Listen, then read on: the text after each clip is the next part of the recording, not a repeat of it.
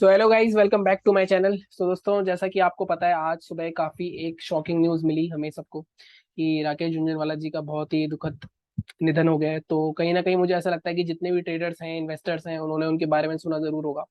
और कहीं ना कहीं मैं भी शॉक में था, क्योंकि मैं खुद ट्रैक नहीं कर पा रहा था। मुझे इतना तो पता था कि हाँ, उनकी कुछ कंडीशन ठीक नहीं चल रही थी पहले से, लेकिन जैसा भी है। लेकिन आई थिंक काफी बार मैंने उनको सुना, आई थिंक मैंने उनको देख कर ही ट्रेडिंग स्टार्ट करी थी। तो I think the show must go on. जिसको आना है उसको जाना ही होता है। तो हम एक तरह से कोशिश करेंगे और आशा करते हैं कि उनकी जो आत्मा है उसको हमेशा शांति मिले। बाकी हम अपनी एनालिसिस शुरू करते हैं। और जैसा कि हमने सबसे पहले, अब मैं सबसे पहले आपको एक बार हम मंथली चार्ट देख लेते हैं, क्योंकि मंथली चार्ट में एक बहुत ही इंटरेस्टिंग चीज दिख रही है मुझे। अब आप ध्यान से देखो कि क्या हो रहा था मार्केट में मंथली में, कि यहाँ अगर आप देखोगे अक्टूबर से मार्केट एक जिगजैग जिगजैग साइडवेज जोन में था। मार्केट बहुत अच्छा खासा वॉलेटाइल था। मार्केट ने कहीं ना कहीं यहाँ एक रेंज तोड़ के दिखाई, उसके बाद उस रेंज को इनगल्फ कर लिया ऑलमोस्ट, और उसके हाई के ऊपर ट्रेड कर रहा है इस टाइम। लेकिन मार्केट अगर आप ध्यान से देखो तो मार्केट उसी रेंज में दोबारा से आ गया है जिस रेंज में मार्केट कहीं ना कहीं साइडवेज था। तो या तो एक ही कंसोलिडेशन जोन हो सकता है कि यहाँ से एक थोड़ा सा रिवर्सल आ सकता है। तो पहला ऑब्जर्वेशन तो ये है हमारा मार्केट पे। अब अगर मैं वीकली चार्ट पे दोबारा आऊं, तो लास्ट वीक हमने क्या बात करी थी? लास्ट वीक हमने ये बात करी थी कि निफ्टी में ये जो कैंडल है, इस कैंडल का हाई लो बहुत इंपॉर्टेंट है। अगर इसका हाई टूटता है तो हम 17,800 तक का टारगेट देख सकते हैं अपना, क्योंकि कहीं ना कहीं नेक्स्ट रेजिस्टेंस का वही आ रहा था। और साथ साथ अगर इसका लो टूटता है तो शायद एक रिवर्सल देख सकते हैं हम। ठीक है। अब इसका हाई टूटा, अगर आप देखो ध्यान से देखोगे कि पिछले 4 हफ्ते में मार्केट ऑलमोस्ट बहुत ज्यादा मूव कर चुका है, ऑलमोस्ट 2,500 पॉइंट का मूव हो चुका है।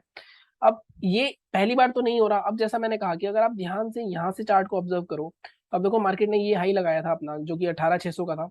18,600 से मार्केट कहाँ पर आया पहले? 16,400। कितने हो गए? 16,400 से 2,200 पॉइंट।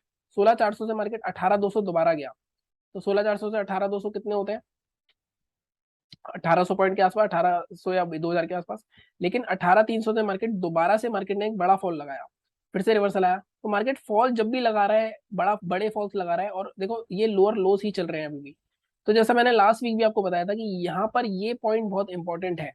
मार्केट जब तक अपने किसी प्रीवियस स्विंग को ब्रेक नहीं करेगा, जो कि इस केस में, हमारे केस में क्या है, हमारे केस में प्रीवियस स्विंग है ये, इस स्विंग को जब तक ब्रेक नहीं करेगा तब तक हम नहीं कह सकते कि मार्केट अपना नया हाई लगा रहा है। अभी मार्केट, लास्ट वीक भी हमने बात करी थी कि मार्केट में हमने ये ट्रेंड लाइन बनाई थी। हमने बात करी थी कि मार्केट इस ट्रेंड लाइन के एंड तक आ सकता है, जो कि 17,800 था, और वहां पे ऑलमोस्ट आने वाला है मार्केट। और अगर मैं एसजीएक्स निफ्टी देखूं तो 17,842 या 17,850 के पास ओपन होता हुआ दिख रहा है हमें।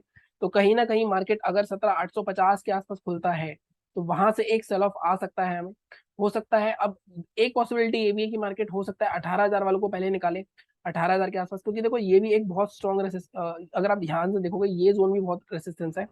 इस स्विंग के ब्रेक, इस स्विंग के ऊपर डेली चार्ट पे क्लोजिंग करना मार्केट के लिए बहुत इंपॉर्टेंट है, अगर मार्केट को फर्दर एक नया ऑल टाइम हाई देखना है। इसके ऊपर अगर क्लोज हो गया तो आई थिंक हम नया ऑल टाइम हाई देख लेंगे। दूसरी चीज, अगर मार्केट 17,800 के आसपास खुलते हैं तो हो सकता है मार्केट 1800 तक जा सकता है। जस्ट कि 18,000 वालों को निकाले, उसके बाद मार्केट में एक फॉल स्टार्ट हो। तो बाइंग की पोजीशन बनाना काफी रिस्की है, तो इसीलिए मैं आपको इस वीक बाइंग की कोई पोजीशन नहीं दूंगा। मैं आपको सेलिंग की पोजीशन जरूर बताऊंगा, बाइंग की पोजीशन नहीं बताऊंगा। क्योंकि पोजिशनल, अगर आप देखो मार्केट में यहाँ से जो बाय बाय करता आ रहे हैं, उनके लिए बहुत अच्छा पॉइंट है ये प्रॉफिट बुकिंग का। और अगर वो प्रॉफिट बुकिंग नहीं करते और ऊपर जाता है तो ये किस कोई कह नहीं सकता। हम अपने फंडामेंटल्स पे चलेंगे, हम बिल्कुल भी अनरियलिस्टिक नहीं होंगे, या हम ये नहीं सोचेंगे कि नहीं हमारी रैली निकल जाएगी। मार्केट में मौके मिलते रहते हैं। अब ये तो हो गई हमारी लास्ट वीक की बात, हमारे टारगेट्स भी आ गए, मतलब ऑलमोस्ट टारगेट आ गए, आई थिंक मंडे को आ जाएंगे। अब हम आगे की बात करें अगर, तो सबसे पहले मैं कुछ जोन्स मार्क करना चाहता हूँ आपके सामने। अभी देखो, अभी जब हम चार्ट ऐसे देखते हैं तो हमें समझ में नहीं आता, लेकिन हम जोन्स मार्क कर लेते हैं तो हमें समझ में आने लग जाता है। सबसे पहले मैं एक जोन मार्क करता हूँ, वो मार्क करूंगा ये वाला जोन, 17,700 का। अब ये जोन मैंने क्यों मार्क किया? अब आप ध्यान से देखो, ये वाली जो कैंडल्स देखोगे आप, इनके लोज, अगर आप इनके लोज देखोगे तो ऑलमोस्ट 17,697, 17,688, 17,700 एक रेसिस्टेंस की तरह काम कर रहा था। यहाँ पे भी कहीं ना कहीं रेसिस्टेंस मार्केट ने काम किया। तो सबसे पहला रेसिस्टेंस जो हमारा है वो है 17,700 का, जहाँ पे हम ऑलरेडी खड़े हैं, जिसके ऊपर हमने जाने की कोशिश करी 2 दिन, लेकिन हम वहां पे जा नहीं पाए, और अभी हमने उसके नीचे ही क्लोजिंग करी है। दूसरा जोन क्या है हमारा? दूसरा जोन है हमारा ये वाला जोन, 16,820। ये जोन की बहुत बार बात करी हमने, क्योंकि मार्केट इस जोन से बार बार मार्केट बाहर निकलने की कोशिश कर रहा था, लेकिन मार्केट बार बार इसके अंदर आ जाता, लेकिन ना इसके बाहर निकल पाता। तो एक 16,800 से 17,700 या 17,800 का जोन, ये 1,000 पॉइंट का जोन जो है, मार्केट ने काफी बार इसके नीचे जाने की कोशिश करी। यहाँ पे मार्केट गया भी, काफी नीचे गया, लेकिन मार्केट फिर से ऊपर आ चुका है। तो कहीं ना कहीं ये जोन ब्रेक होना चाहिए। अब मार्केट में इसी बेस पे हमारी पोजीशन डिपेंड करेगी। मार्केट में दूसरी चीज मैं आपको एक और बताता हूँ कि मार्केट ने यहाँ से एक, अगर ध्यान से देखोगे तो आप एक डब्ल्यू पैटर्न टाइप की बनाने की कोशिश करी, तो मार्केट एटलीस्ट यहाँ तक रिट्रेस करे, उसके बाद मार्केट ऊपर जाएगा, तो मार्केट में कहूंगा कि मैं हेल्दी एक तरह से मार्केट में अच्छी खासा फंडामेंटली चल रहा है। लेकिन अगर मार्केट यहाँ से डायरेक्ट और ऊपर जाता है तो थोड़ा सा लाइक कंफ्यूजिंग है। दूसरी चीज मैं एक और बताता हूँ कि अगर मार्केट मान लो इस ट्रेंड लाइन के ऊपर कहीं ओपन होता है और दोबारा इसके अंदर आके क्लोज कर देता है, दोबारा इसके अंदर आके कोई कैंडल क्लोज हो जाती है, तो मार्केट में फिर से एक फर्दर फॉल देखने को मिल सकता है, जो कि 16,800 तक मार्केट को लेके जा सकता है। तो मार्केट में एक बिग रिवर्सल की कहीं ना कहीं 700 से 800 पॉइंट की रिक्वायरमेंट है अगर मार्केट को और ऊपर जाना है। ठीक है। तो अब बाइंग के लिए मैंने आपको कहा कि बाइंग के लिए कोई भी पोजिशनली मैं आपको लेवल नहीं दे रहा अभी। बाइंग क्योंकि हम नहीं कर सकते, बाइंग हमारी एक ही केस में हो सकती है जब मार्केट 18,100 के ऊपर या 18,150 के ऊपर क्लोज करे डेली, और उसके नेक्स्ट डे उसको कोई हाई ब्रेक करे। लेकिन वहां तक आई डोंट थिंक कि इस वीक होगा, तो इसको हम इग्नोर कर देते हैं। अब मार्केट में सेलिंग के लिए अब वीकली चार्ट पे अभी कोई लेवल नहीं दिख रहा मेरे को सेलिंग के लिए, तो हम इसके लिए डेली चार्ट पे चलेंगे। अब हमने क्या डिसाइड करा अभी, मार्केट यहाँ पे क्या, या तो मार्केट यहाँ कंसोलिडेट कर सकता है, जो कि मैंने मंथली चार्ट दिखाया कि ये एक साइडवेज रेंज है, और ये वाली पूरी रेंज साइडवेज रेंज है, ये पूरा जोन। ठीक है। दूसरी चीज, या तो मार्केट रिट्रेस करके फिर ऊपर जाएगा। ठीक है। अब ये रिट्रेस करेगा तो सेल हम कहाँ कर सकते हैं, ये हमारे लिए को देखना होगा, तो इसके लिए अब हमें डेली चार्ट पे जाना पड़ेगा। तो डेली चार्ट पे चलते हैं।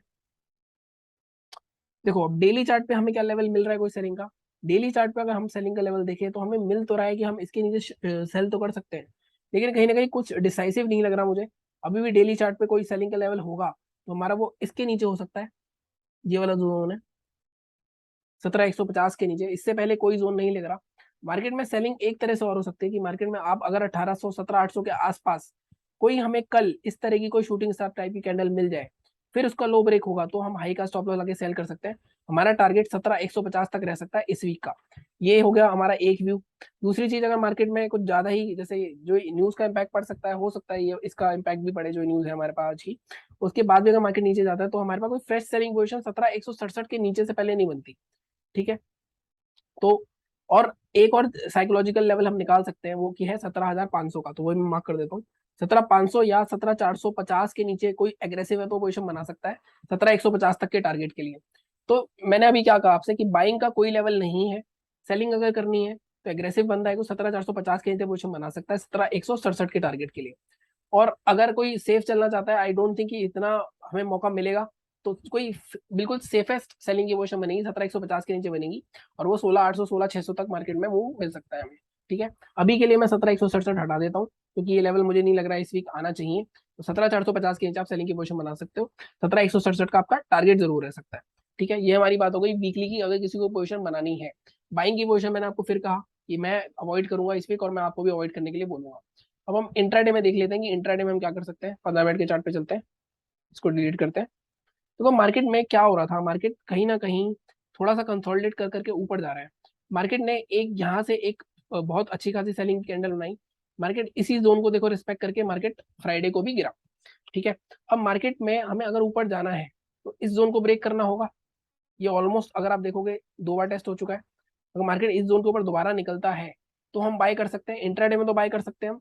मैं ये जोन मार्क कर देता हूँ, ये जोन क्या है हमारा, इसका हाई क्या है 17,719,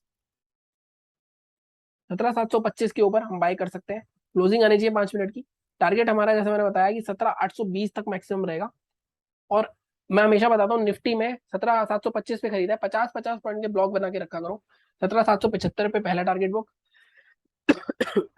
और 17,820 पे दूसरा टारगेट बुक, ताकि आप कहीं ना कहीं रिवर्स भी हो मार्केट तो ज्यादा लॉस में ना निकलो।